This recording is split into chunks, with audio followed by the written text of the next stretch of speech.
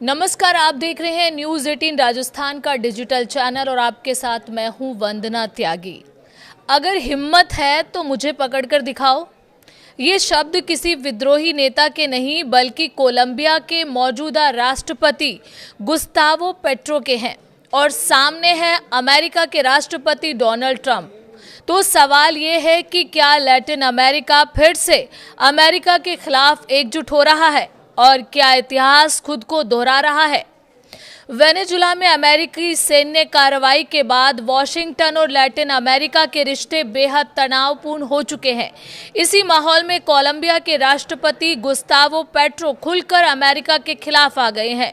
Reports के मुताबिक petro ने सीधे ट्रंप को चेतावनी देते हुए कहा है, मैं कोलंबिया में ही हूं, अगर हिम्मत है तो मुझे गिरफ्तार करके दिखाओ। इस बयान ने न सिर्फ वॉशिंगटन ही नहीं बल्कि पूरे लैटिन अमेरिका की राजनीति में भूचाल ला दिया है। ये पहली बार नहीं है। अगस्त 2025 में वेनेजुला के राष्ट्रपति निकोलस मादुरो भी ठीक यही कह चुके हैं। उन्होंने भी कहा था कि अगर हिम्मत है तो अमेरिका आकर मुझे गिरफ्तार करे।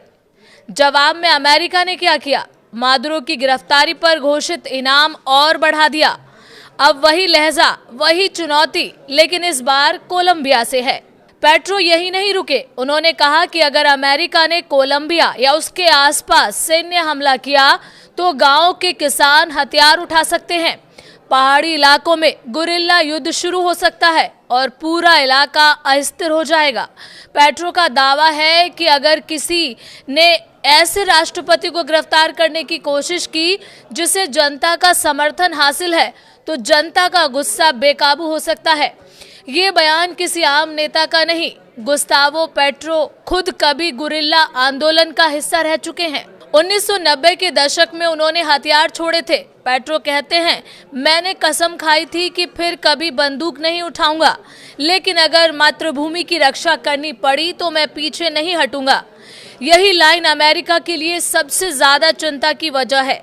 अब बात करते हैं ट्रंप के बयान की। ट्रंप ने कोलंबिया को हाल ही में बीमार देश बताया था और ये कहा था कि कोलंबिया में एक ऐसा राष्ट्रपति शासन कर रहा है जो कोकीन बनाकर अमेरिका भेजता है। ट्रंप ने यह भी कहा था कि ये राष्ट्रपति ज्यादा समय तक सत्ता में नहीं रहेगा।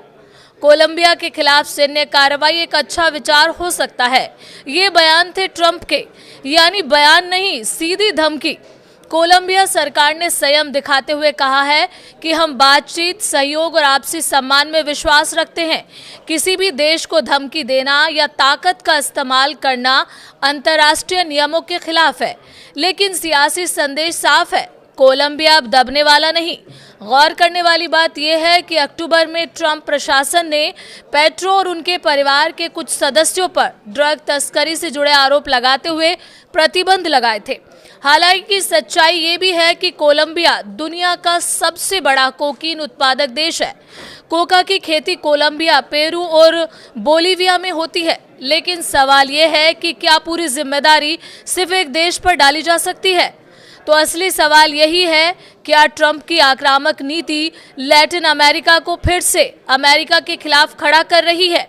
क्या पेट्रो और मादुरो एक नई धुरी की शुरुआत है और क्या दुनिया एक और भू राजनीतिक टकराव की तरफ बढ़ रही है? जवाब अभी बाकी है, लेकिन इतना तय है कि लैटिन अमेरिका अब चुप रहने के मूड में नहीं है। इस पूरे मसले पर आपका क्या कहना है, कमेंट करके जरूर बताएं और चैनल पर नए हैं तो सब्सक्राइब करना बिल्कुल ना भूलें।